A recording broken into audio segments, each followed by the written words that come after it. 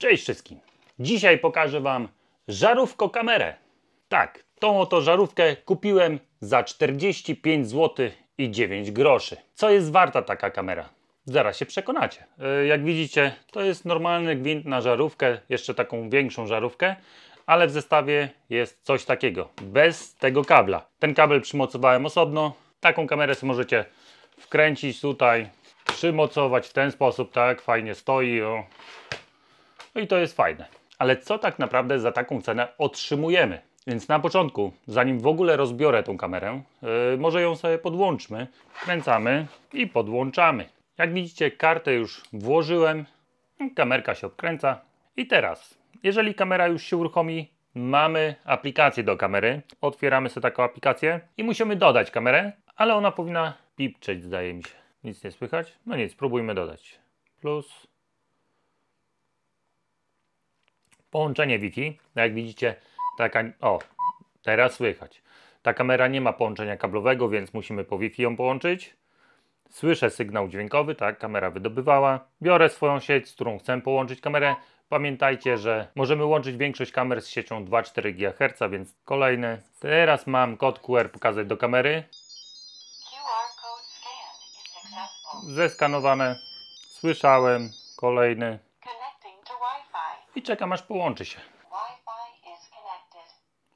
Kamera się połączyła. W ogóle chyba jej nie będę nawet zatrzymywał, tej kamery. Jeżeli ktoś z Was będzie chciał tą kamerę, to nie ma problemu. Mogę ją oddać, tylko oddam ją osobie, która... Ciszej. Więc jeżeli ktoś będzie chciał tą kamerkę, to wystarczy pod filmem, że ktoś napisze przynajmniej 2 propozycje na jakiś fajny film. Jeżeli spodoba mi się taki komentarz i wybiorę go, to po prostu wyślę ją, tak? Może ktoś z Was powie, że to będzie chciał taką słabą kamerę. Może akurat ktoś się znajdzie. No, napisanie komentarza nic nie kosztuje. A jak to mówią, za darmo to i ocet słodki, nie? Kamera została skonfigurowana i teraz musimy otworzyć e-mail, żeby potwierdzić konfigurację, więc jest jakieś to dodatkowe zabezpieczenie. Wchodzimy sobie w taką autoryzację i tutaj Finish Pairing Camera. Możecie sobie wpisać jakąś nazwę. Następny. Tutaj oczywiście kontynuuj bez premium. I tutaj kontynuuj bez premium. Teraz, dlaczego pomijasz bezpłatną wersję próbną? No bo nie chcę, po co mi to? Plany są za drogie. Kontynuować. Uruchom aplikację. Kontynuuj. Widzicie, to jest, kurczę, odświeżamy, bo nic tu nie mamy. Tu jest. Dobra. Otwórz. I mamy obraz. Otwieramy sobie. Troszeczkę w dół. Nie w górę, tylko w dół. O. Dobra. Ze względu na to, że ona stoi, a nie jest przykręcona do góry nogami, więc musimy sobie wejść w ustawienia i tutaj wziąć rotacja obrazka. I teraz powinna już być normalnie. Tak. Więc za 40 zł, co my otrzymujemy, to zobaczcie sami. Nieźle, no. Zobaczcie, tu jest w HD. A teraz weźmiemy Full HD. I tak to wygląda. No może dobrze to nie wygląda, nie? No ale też nie ma co wymagać. Przy takiej cenie to obraz jest drugorzędny. Ze względu na to, że nagrywam... O. Dźwięk doszedł. Okej, na mikrofon nie wiem, czy coś powiem. Halo, halo? Jest. Super. Czyli możemy sobie obracać kamerką. O, wezmę, wyłączę ten głos. Lewo, prawo. Moglibyśmy też bezpośrednio na telefonie nagrywać, tak, tutaj.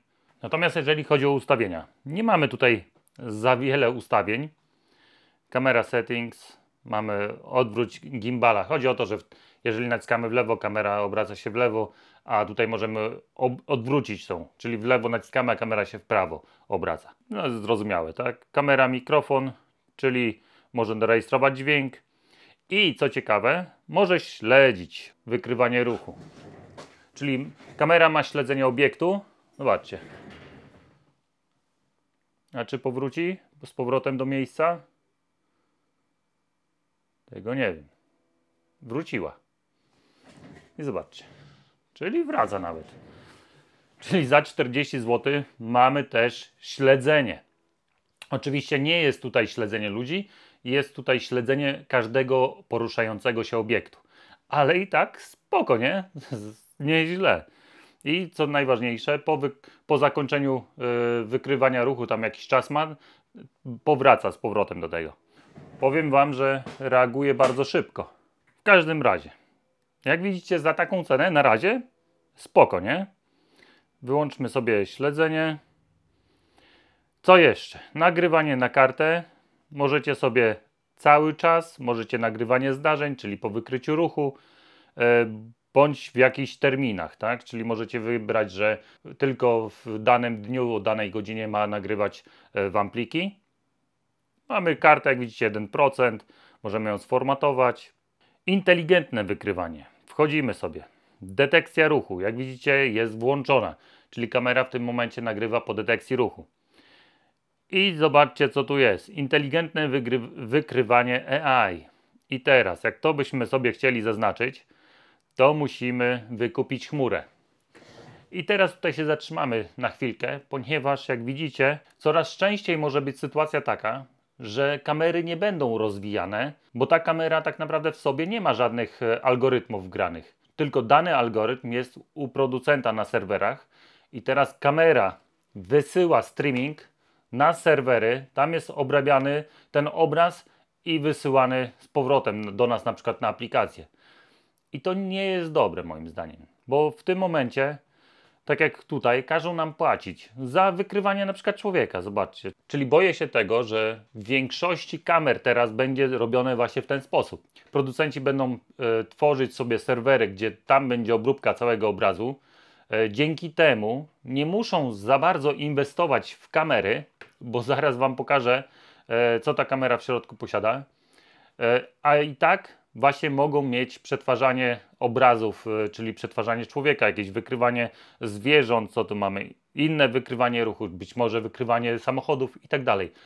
Z jednej strony jest to ok, ponieważ nawet w słabszych kamerach mogą zaimplementować te algorytmy, a z drugiej strony jest to słabe ze względu na to, że kamery nie będą rozwijane. Nie będą ładowane tutaj lepsze procesory w takich kamerach. Będziecie może dostawać stare kamery, aplikacje będą miały funkcję właśnie, że włączycie sobie wykrywanie człowieka, ale nie będzie to darmowe.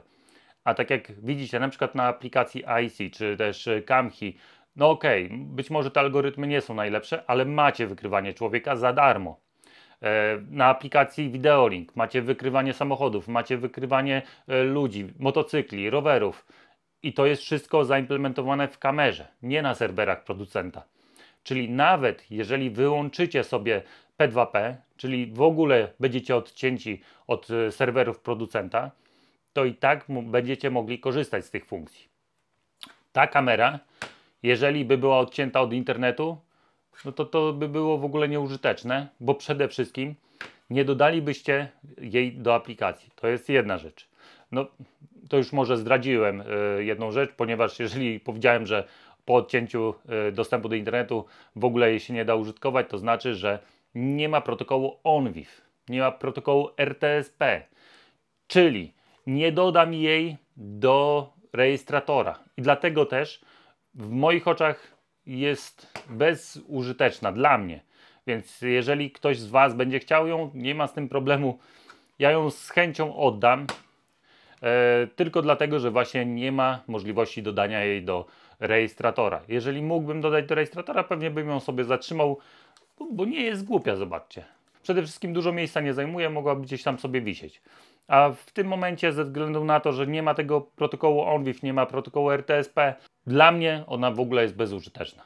W każdym razie, co mamy tutaj? Częstotliwość wykrywania i tak dalej, i tak dalej. Alarm sabotażowy i nawet włączę to, zobaczymy dźwięk. Urządzenie wyda dźwięk w przypadku wykrycia ruchu. No i co? Dobra, zostawmy to. Zobaczymy, czy gdzieś jeszcze coś się ustawia. Ustawianie powiadomień mamy. Ustawienia sieci. I tak naprawdę to wszystko, co mamy. No jest aplikacja po polsku. Alerty, jak widzicie, wykryto ruch. Oczywiście wszędzie informacja uzyskaj premium kod. Nie wiem, tu nic nie mogę zrobić. Myślałem, że może przejdę do nagrań. Bez sensu. Czyli jeżeli bym chciał sobie otworzyć z tej aktywności, to muszę mieć chmurę. Czyli cały czas producent zmusza nas do tego, żeby kupuj chmurę, kupuj chmurę, kupuj chmurę. Kurczę, ile chcesz za tą chmurę? Wypróbuj za darmo. O, kamera dopiero wydała dźwięk po jakimś czasie. Nie chcę na razie w ogóle wykupować. No dobra, próbuj chmurę za darmo. Czy coś muszę tutaj podawać? Oczywiście. Zobaczcie. Rupi? 8,3 dolara. I tutaj jest ile? 10 dolarów, nam 10, prawie 11 dolarów za miesiąc. Na 5 kamer, 30 dni historii. Try free for 7 days. Na 7 dni za darmo, ale pewnie, jeżeli wybierzecie, to musicie podać jakąś kartę, żeby subskrypcję tam wykupić i tak dalej. Tego nie będę robił. No ale to mnie drażni właśnie obecnie, że producenci chcą wprowadzić na siłę te plany taryfowe. No wiadomo, każdy chce zarobić, ale niech zarabiają w inny sposób. No kurczę, wykrywanie człowieka jest od razu płatne. Podstawowe rzeczy muszą zrobić darmowe, bo na przykład mnie to od razu odrzuca. Co jeszcze? No tak jak Wam pokazałem, tutaj już alerty mamy. Przechodzimy i nie możemy otworzyć. Ok. Czyli tutaj macie wideo. I teraz odtwarzacie te wideo sobie. O ile się jeszcze dostaniecie do tego pliku. Poor Network Condition.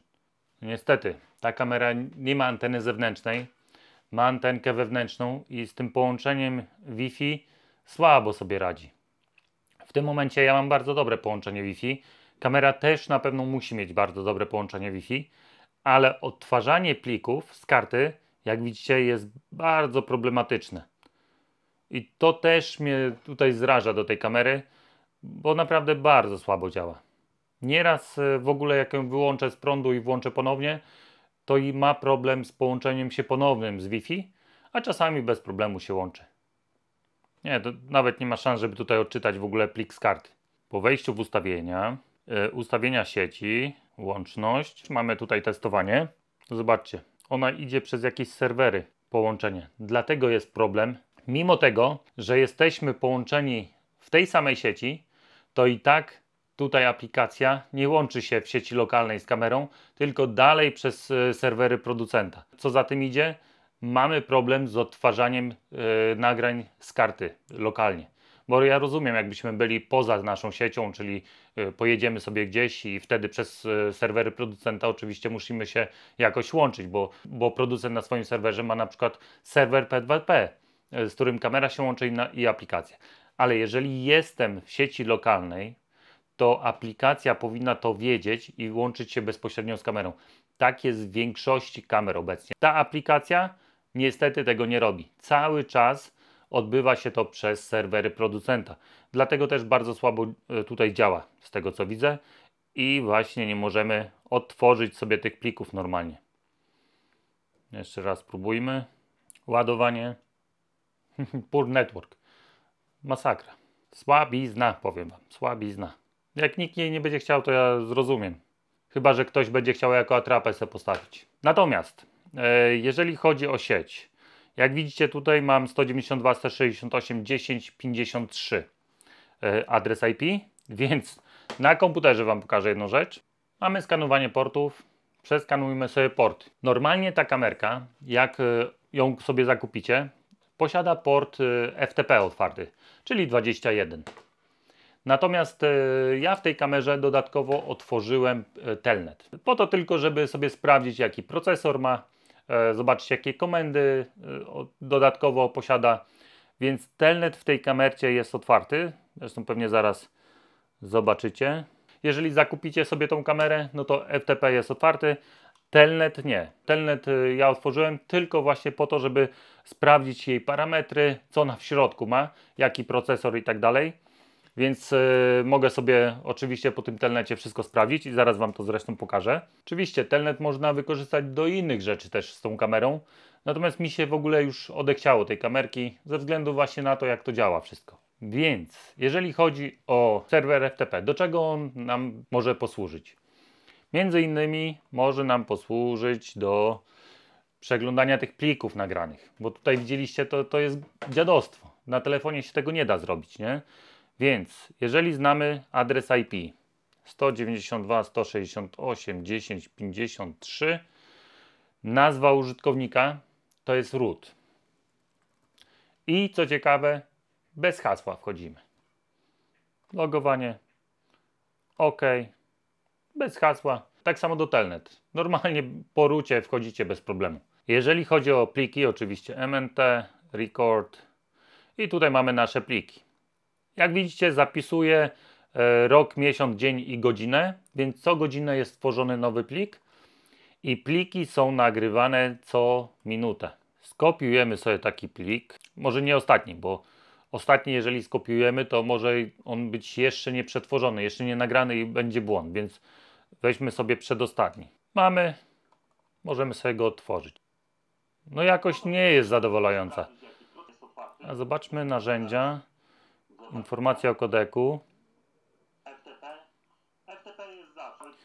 Czyli OK, czyli to jest jakość HD. Ta kamera nagrywa w jakości HD, natomiast zobaczcie, na aukcji tutaj jest napisane, że to ma być niby Full HD kamera. 1920 na 1080, 1280 na 720. Co oznacza, że to nie jest Full HD kamera, tylko kamera HD. Więc jeżeli chodzi o nagrania, no to OK, każdy może sobie tutaj pobrać jakieś to są moje pliki. Tutaj właśnie sobie robiłem skrypty różne. Można pobawić się, tak? Jeżeli otworzycie sobie Telnet, ale w ogóle jeżeli chodzi o Telnet, to nie jest taka prosta sprawa oczywiście otworzyć taki Telnet, tylko w tej kamerze to poszli sobie na łatwiznę, ponieważ zaraz zobaczycie. Zobaczcie, wchodzimy do ETC i znajdujemy oczywiście pliki, które są uruchamiane podczas startu systemu, tak? Czyli na przykład RCS. I zobaczcie tutaj. Ładują się, tak, partycje i tak dalej i mamy Echo Start Telnet. Co oznacza, że domyślnie ten Telnet jest uruchomiony. Normalnie macie uruchamiany przy starcie za każdym razem. Telnet jest uruchamiany w tej kamerze. Po czym tutaj już widać jest ten plik RC uruchamiany. Więc przechodzimy sobie do pliku następnego. I teraz tutaj no widzimy poszczególne partycje oczywiście, SQS i tak dalej. I tutaj mamy System Service, czyli User has been Service SK. I jak przejdziemy sobie do tego pliku, czyli User has been,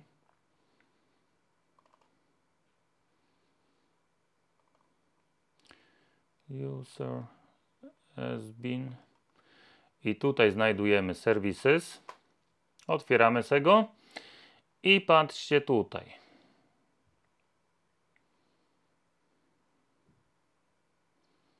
Start Services, CMD, Kill Telnet.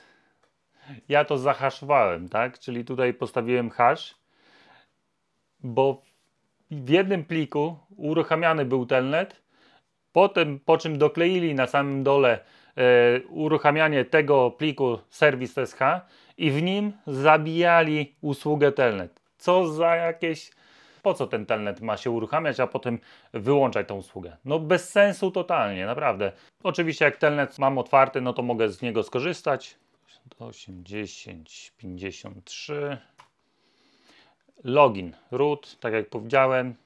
I automatycznie już jesteśmy, czyli Telnet w ogóle nie jest zabezpieczony, no ale okej, on jest wyłączony, więc normalnie jest bezpiecznie, tak? Ta kamera nie ma otwartych Telnetów, ja sobie otworzyłem tylko na poczet tego filmu. Jeżeli ktoś będzie chciał tą kamerę i napisze w komentarzu jakieś 2 komentarze, które wybiorę odnośnie pomysłu na odcinek, nie wiem, może ktoś będzie chciał. W każdym razie, jeżeli jakimś cudem faktycznie znajdzie się taka osoba, to niech napisze mi, czy będzie chciał tą kamerę z otwartym telnetem, czy z zamkniętym. Bo normalnie wy nie będziecie mogli tego zrobić, bo zobaczcie. User has been. Te pliki nie są w ogóle do zapisu. Odczytać oczywiście możecie, ale zapisać już nie. Services. Jeżeli sobie odhaszujemy, żeby Telnet był zabijany, tak? Czyli ta usługa zamykana. Robię zapisz. OK. I zobaczcie, nie powiodło się. Ponieważ ta partycja w ogóle nie jest do zapisu. Ona jest tylko i wyłącznie do odczytu. Zresztą zaraz Wam pokażę to. Dlatego musiałem pobrać firmware z tej kamery, rozpakować go, zahaszować zamykanie telnetu, spakować ten firmware i wgrać ponownie do tej kamery. Więc jeżeli ktoś będzie chciał, żeby ten telnet był z powrotem zamknięty, to będę musiał po prostu wgrać oryginalny firmware, którym zresztą kopię mam. I przede wszystkim, żeby sprawdzić, które partycje są do odczytu, no to możemy wykonać komendą mount. Sprawdzamy i jak widzicie, RW to są do zapisu partycje. Możemy odczytywać i zapisywać, więc TMP i tak dalej to są tymczasowe pliki. Plik, który nas interesuje, w tym możemy bezpośrednio sobie zapisywać coś. Natomiast po zrestartowaniu kamery do ustawień fabrycznych to też nic nie będziecie tutaj mieli. Więc to takie słabiutkie trochę, nie? Zapisywanie tego, no ale to też dobrze, to jest dla bezpieczeństwa. Natomiast pliki, które nas interesują, to są te i to są tylko i wyłącznie do odczytu pliki. Tak, możemy przejść sobie CD, MNT, Records i tutaj mamy nasze pliki. Co możemy też sprawdzić sobie, jakie są komendy w tej kamerze BusyBox. BusyBox list. I mamy jakie możemy tutaj wykonywać komendy na tej kamerce. Oczywiście też nie wszystkie są uruchomione te komendy, no ale większość z nich działa. Po tym telnecie możemy się pobawić troszeczkę tak naprawdę z tą kamerą. Możemy coś więcej zrobić. Natomiast mi się nie chciało, odechciało mi się tak naprawdę w ogóle ruszania tej kamery, żeby jeszcze miała lepszy procesor, to może i bym coś zrobił, ale zobaczcie. Jeżeli chodzi o procesor, mamy ARM 5. generacji. To jest stary procesor i w tych kamerach został zastosowany. Teraz już rozumiecie, dlaczego ta kamera jest taka tania. Te procesory podejrzewam, że zalegają gdzieś tam na magazynach, no i co z nimi zrobić? To wrzucimy do takiej kamery i będziemy sprzedawać, nie? No i ludzie kupują. Ja ją kupiłem tylko i wyłącznie na ten odcinek, żeby Wam pokazać, czy w ogóle warto tego typu kamery kupować. Moim zdaniem nie warto. Nawet te 40 zł nie jest w ogóle warta ta kamera. No ale to decyzję po tym filmie sami podejmiecie.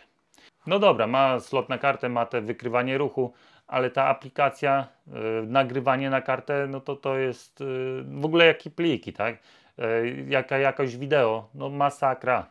Do zabawy jak najbardziej ta kamera się nadaje, może ktoś coś stworzy sobie dodatkowo, natomiast do niczego więcej. Dlatego też ona nie posiada protokołu RTSP, nie posiada protokołu ONVIF, bo ten procesor nie dałby rady obsługiwać RTSP.